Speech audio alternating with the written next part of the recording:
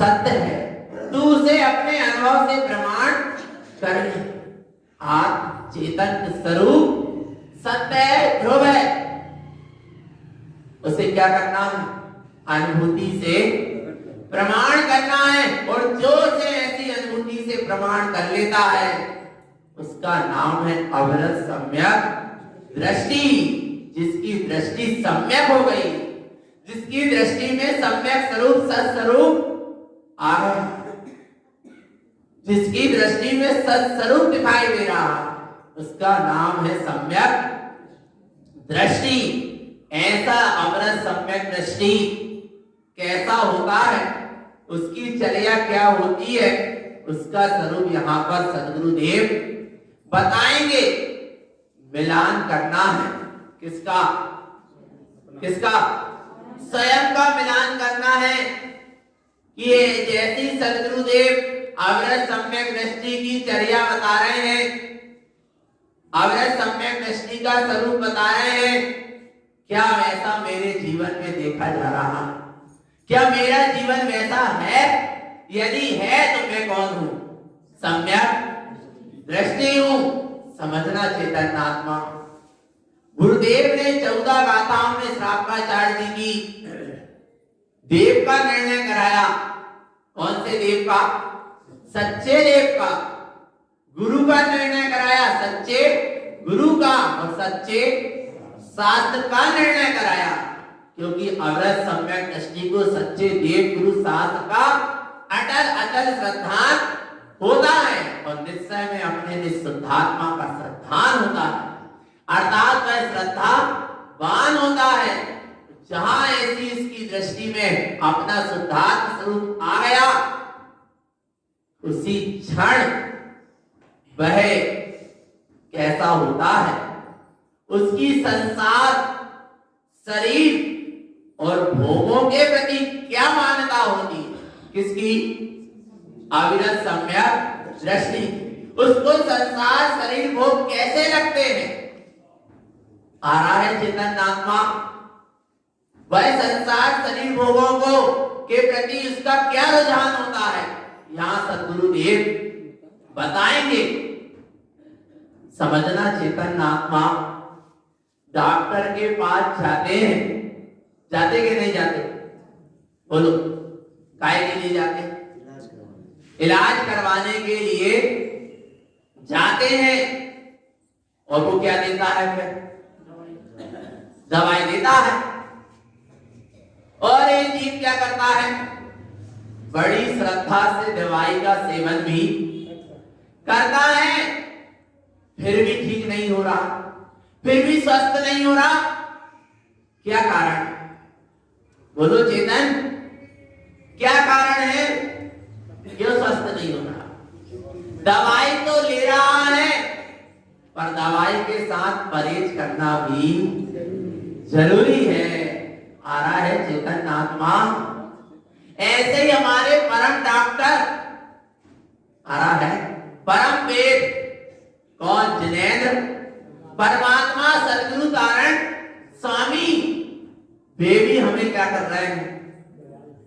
जिन वचन की ज्ञान के अमृत रूपी दवाई दे रहे हैं, सम्यक की दवाई दे रहे हैं। दे रहे कि नहीं दे रहे? 49 दिन तक अपन क्या किसका सेवन करेंगे? कौन सी दवाई? ज्ञानमयी अमृत रूपी रसपान करेंगे। पर चेतन आत्मा परहेज करना भी क्या जरूरी है? भूल मत जाना। यहां पर जिनेंद्र की देशना भी सुनते जा रहे, और इधर उधर कहीं भी चेतन आत्मा मिथ्यात्व का सेवन भी करते जा रहे। कभी चिन्ह वचन हृदय दम होने वाले नहीं है, सब व्यर्थ चला जाएगा। आ रहा है, सबसे पहले परहेज करना है तो किससे करना है? मिथ्या से करना होगा चेतन आत्मा। अच्छा, कब तक करना होगा? दवाई चल रही तब तक।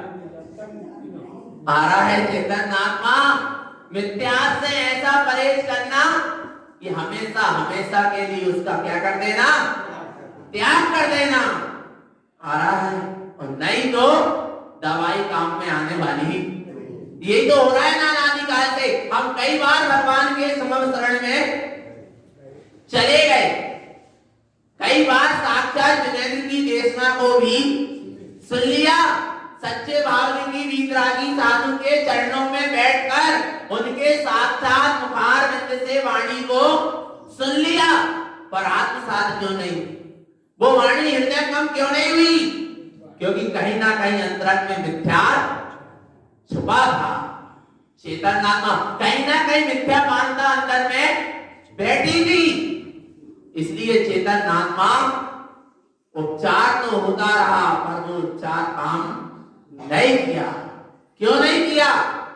क्योंकि इस जीव ने मिथ्यास से परहेज हारा है। क्या करना है? मिथ्यास का त्याग, तब जाकर जिनवाणी हृदयंगम होगी, और नहीं तो नहीं होगी। समझ लेना भगवान आत्मा पक्का है क्या? नहीं पक्का है। सबसे पहले ग्रहित मिथ्यास से क्या करो? परहेज करो, दूर से ही उसका क्या करो? त्याग करो। तब सम्यक की दृष्टि उत्पन्न होगी, तब सत्स्वरूप समझ में आएगा, दृष्टि का विषय बनेगा। और जब सत्स्वरूप दृष्टि का विषय बनेगा तब भीतर से वैराग्य भाव जागृत होगा। कौन सा भाव जागृत होगा? जहां दृष्टि में शुद्धात्म स्वरूप आएगा, शुद्धात्मा से प्रीति होगी। जैसे जैसे शुद्धात्मा से प्रीति होती चली जाएगी, वैसे वैसे संसार शरीर भोगों से अप्रीति हो जाएगी। जैसे जैसे स्वस्वरूप की रुचि बढ़ती चली जाएगी, संसार शरीर भोगों से रुचि घटती चली जाएगी। इसी का नाम तो क्या है? वैराग्य है। वैराग्य का मतलब क्या है? आत्म स्वरूप से प्रीति और संसार शरीर भोगों से अप्रीति। आत्म स्वरूप की रुचि और संसार शरीर भोगों से अरुचि। पर कब है संसार शरीर भोगों से अरुचि? जब आत्मा की है रुचि और आत्मा है रुचि। नहीं आया? नहीं आया? एक की रुचि और एक रुचि, दो बातें हो गई। एक की रुचि और एक रुचि अंतर है। एक की रुचि और एक रुचि की लगा है बीच। क्या लगा है? की। एक की रुचि और की जाने क्या होती है? चाबी। चाबी। और यही तो है, एक की रुचि ही है मोक्ष मार्ग के द्वार की चाबी। नहीं आई समझ? किसकी रुचि? एक की रुचि। किसकी रुचि? आत्मा की रुचि। और एक रुचि आत्मा रुचि। नहीं आई? एक की रुचि। जब तक आत्मा का अनुभव नहीं हुआ तब तक आत्मा की रुचि, और जिस क्षण आत्मा की अनुभूति हो गई उस समय आत्मा रुचि। रुचि क्या नहीं? रुचि का आत्मा। बोलो भगवान आत्मा। आत्मा रुचि क्या नहीं? रुचि। रुचि ना। तो संसार शरीर भोग से अरुचि। क्यों संसार शरीर भोग से अरुचि? क्योंकि हमें आत्मा क्या हो गई? रुच गई। हमें वही रुचि कर लग रही है, इसके सिवा हमें संसार शरीर भोग अरुचिकर नहीं लग रहा। उसका नाम है सम्यक वैराग्य जागृत हो गया। संसार शरीर भोगों से विरक्ति और आत्म स्वरूप में अनुरक्ति। क्या? संसार शरीर भोगों से विरक्ति और आत्म स्वरूप से अनुरक्ति, उसका नाम क्या है? वैराग्य है। आ रहा है चेतन आत्मा किसी भेष का को धारण कर लेने का नाम वैराग्य नहीं है। आ रहा है किसी पर वस्तु के त्याग का नाम वैराग्य नहीं है। आ रहा है पांच इंद्रियों के विषयों को बदल लेने का नाम वैराग्य नहीं है। आ रहा है किसे कहते हैं वैराग्य?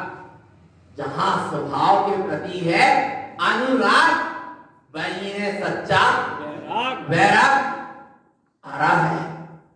आगे कहते हैं वह अवरस सम्यक दृष्टि का कैसी वैराग्य भावना भाता है, कैसे वैराग्य के परिणाम होते हैं, उसकी संसार के प्रति क्या दृष्टि है, वो संसार को कैसा जानता है, वो सम्यक दृष्टि को संसार कैसा लगता है। संसारे भय दुख्यानि वैराग्यम चेन चिंतये अनर्थम असत्यम जानन्ते असरणम दुख भाजनम। क्या कह रहे हैं? जिसके भीतर वैराग्य का चिंतन चलता है वह संसार को कैसा जानता है? संसारे भय दुख्यानि, संसार भय और दुख की खान है क्या नहीं है?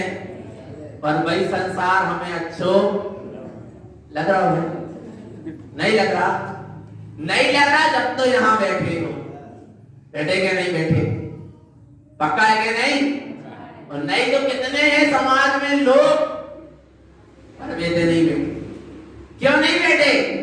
जिससे भीतर की रुचि है, जिससे भीतर की तड़प है, अपने प्रभु से मिलना है, वो यहाँ पर बैठा है। कभी पूर्व में भावना भाई होगी आत्म कल्याण की, जब जाकर यहाँ पर जीव बैठकर ऐसी आत्मा की बात को सुन रहा है, बिना लक्ष्य को भूल गया। यहाँ ऐसा ही नहीं आ गया, चेतन आत्मा आ रहा है, ऐसे सत्य पंथ में ऐसे ही जन्म नहीं हो गया। खूब भावना भाई है तब जाकर यहाँ तक आया है। पर लक्ष्य को भूल मत जाना चेतन, लक्ष्य तेरा भीतर जाने का, यहाँ तक आने का नहीं है। कहाँ जाने का है? भीतर जाने का है। भीतर कब जाएगा? संसारे भय दुख्यानि, संसार भय और दुख की क्या है? खान है। वह वैराग भावना का चिंतन करने वाला कैसा जानता है इस संसार को? अनर्थम असत्य जानन्ते। संसार कैसा है? अनित्य है, क्षणभंगुर है, नाशवान है, अशाश्वतम। कैसा है?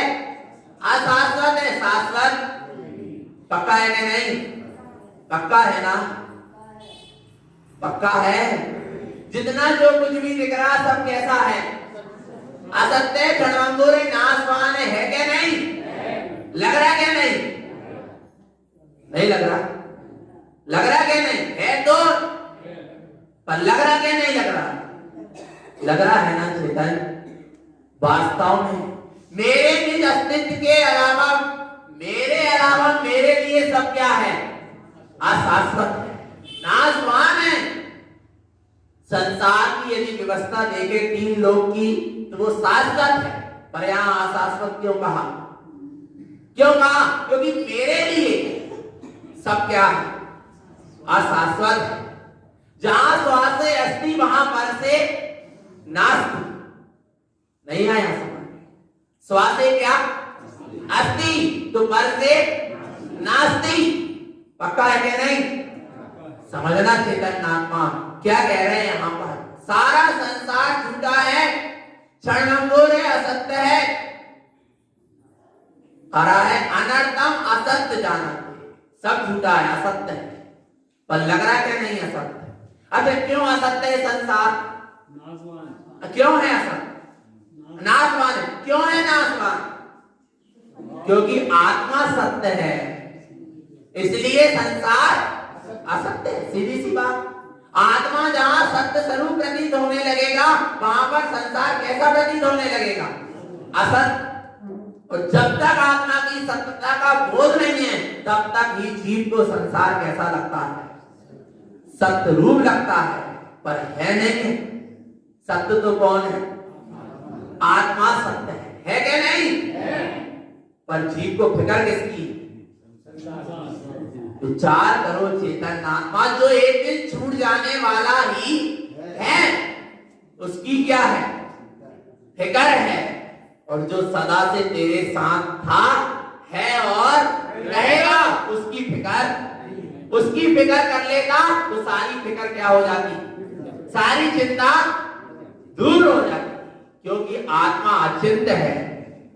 आत्मा कैसा है, अचिंत्य। और जैसे जो ऐसे अचिंत्य आत्मा का चिंतन करता है वो सारी चिंताओं से मुक्त हो जाता है। आ रहा है चेतन आत्मा, क्योंकि ना आत्मा में दुख है ना आत्मा में भय है। आत्मा में दुख और भय, आत्मा में क्या है, अनंत सुख है। आत्मा कैसा है, अभय है कि नहीं, पक्का है कि नहीं, अभय स्वरूप है, अनंत सुख स्वरूप है। आत्मा में ना भय है और ना दुख है। पर ऐसे अभय स्वरूप आत्मा को नहीं जाना, यही सबसे बड़ा भय है। ऐसे सुख स्वरूपी आत्मा को नहीं जाना, यही सबसे बड़ा भय आ रहा है, दुख है। समझना चेतन आत्मा वास्तव में संसार कैसा है, भय और दुख की खान है। इसलिए संसार से छूटना है क्या नहीं, छूटना है क्या नहीं, तो फिर किसकी शरण ले लें, किसकी शरण लेंगे जब हम संसार की शरण से छूटेंगे, निज आत्मा की शरण। क्योंकि संसार असरणम दुख भाजनम, संसार में मेरे लिए कोई शरण नहीं है। और मैंने जब जब जिसकी शरण ली मुझे दुखी मिला, क्या मिला, दुखी मिला, क्योंकि पर की शरण ली और पर की शरण छूट गई तो क्या हुआ, दुख हुआ। पर निज आत्मा की शरण कभी छूटने वाली, कब छूटेगी, बोलो कब छूटेगी। अच्छा निगोद में थे तब तो आत्मा की शरण छूट गई, तब भी थी ना, एक इंद्री, दो इंद्री, तीन इंद्री, चार इंद्री, पंचेंद्री, संगी असंगी त्रियंश गति में था, तब तो आत्मा की शरण थी क्या नहीं, ठीक है नहीं। किसने साथ दिया वहां, बोलो कौन आए थे वहां, विचार करो। चेतन आत्मा आ रहा है, नरक में रहा, किसको शरण मानता, पुत्र परिवार को, मकान गाड़ी को, भोजन पानी को शरण मानता है। क्या करें, रात्रि भोजन नहीं छूटता है, मजबूरी है, दिन भर काम धंधे में लगे रहते, रात्रि में ही आते, रात्रि में ही करना पड़ता है। और नरकों में एक कण, 33 सागर तक एक कण खाने को नहीं मिला, और इतनी तीव्र भूख लगी कि 3 लोग का नाच खाए, बेटे ना भूख कड़ा ना लाए। फिर वहां किसकी शरण से जिया, किसके आश्रय से जिया, बोलो चेतन आत्मा, किससे जी रहे हो, खावे पीवे से, किससे जी रहे हो, बोलो चेतन आत्मा। अपनी चैतन्य शक्ति से, अपनी जीवंत शक्ति से जी रहा है चेतन, पर बोध नहीं है उसका। बोलो नरकों में तिल तिल करें देह के खंड, वहां किसने बताया तुझे, कौन था तेरे लिए वहां शरण, बोल चेतन कौन था। एक निज आत्मा ही मेरे लिए शरण था ना, वहां पंच परमेष्टि भी नहीं, किसने बताया, मेरा अस्तित्व है, था और रहेगा, उसका कभी खंडन होने वाला, पक्का है क्या नहीं। किसने शरण दी, एक निशुद्धात्मा ही मेरे लिए शरण ली, चाहे देव गति गया, चाहे मनुष्य गति गया, और चाहे सिद्धालय चले जाऊं, चाहे संसार में परिभ्रमण करूं, शरण कौन है मेरे लिए, एक निशुद्धात्मा है क्या नहीं, पक्का है। अब कोई बाहर की पर की शरण तो नहीं, पर में कोई अपना स्वामी तो नहीं है, पक्का है कि नहीं। इसलिए तुम मंदिर विधि में बार बार कहते हो, व्यवहारे परमेष्टि जाप निश्चय शरण आपको आप। व्यवहार में पंच परमेष्टि की शरण क्यों कही, क्योंकि उन्होंने ही हमें सच्ची शरण बताई।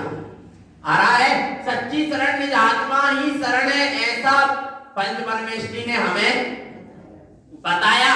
इसलिए व्यवहार में भी पंच परमेष्टि क्या है, शरण है, पर वो भी क्या हो जाने वाली, वह शरण भी छूट जाने वाली, छूट गई क्या नहीं, अरिहंत सिद्ध चले गए छोड़ के, महावीर स्वामी हमें छोड़ के चले जाएंगे, चतुर्दशी की रात्रि के पिछले पैरों में चले ही गए। आ रहा है तारण स्वामी भी छोड़कर चले गए नहीं सरवार, बोलो चेतन आत्मा, फिर कौन है शरण? पर निज आत्मा ने मेरी शरण छोड़ी, पर हे उपयोग, हे चेतन, ऐसे स्वस्वरूप की शरण तुमने आज तक नहीं ली, फिर भी आत्मा ने तेरी शरण। हारा है चेतन आत्मा, इतना अद्भुत मार्ग है, संसार में कोई भी शरणभूत नहीं है, एक निज आत्मा ही हमारे लिए शरण भूत है। लग रहा है नहीं लग रहा? और जिसकी यदि तू पर की शरण लेगा तो दुख होगा। शरणम दुख भाजनम, यदि पर की शरण लेगा तो क्या होगा? दुख होगा, क्योंकि पर की शरण तेरी शरण नहीं है, वो शरण आ रहा है चेतन आत्मा, पर की शरण मेरी शरण, स्व की शरण ही मेरी सच्ची शरण है, और उसका कभी वियोग होने वाला नहीं है। इसलिए जिसका कभी वियोग नहीं होने वाला, उसका जहां संयोग है, फिर वहां दुख किसी बात का नहीं है, क्योंकि जिसका वियोग होता है उसके लिए दुखी होना पड़ता है। पर मेरी निज चैतन्य शक्ति का मुझसे कभी वियोग होने वाला नहीं है, इसलिए उसके लिए कभी दुखी होना नहीं है। तो भैया संसार क्षणभंगुर है, नाशवान है, दुख की खान है, भय की खान है, दुख भय है। ऐसे संसार से दृष्टि हटाएं, अपने स्वस्वरूप की शरण लें। यही सद्गुरु की हम सभी भक्त जीवों के लिए पवित्र पावन देशना। बोली आचार्य प्रवर श्रीमद तारण करण मंडलाचार्य महाराज की, शुद्धात्म देव की। भावना इतनी अच्छी आ रहे हो, साधना आराधना निरंतर चल रही है, और ऐसी साधना आराधना का एक विषय, अनुभव का विषय बने। एक एक क्षण देखो कितना महत्वपूर्ण होता है जिनवाणी श्रवण का। एक तरफ शरण है और एक तरफ असरण, और एक तरफ है आसरण। आ गया सच्ची शरण में, उसका नाम है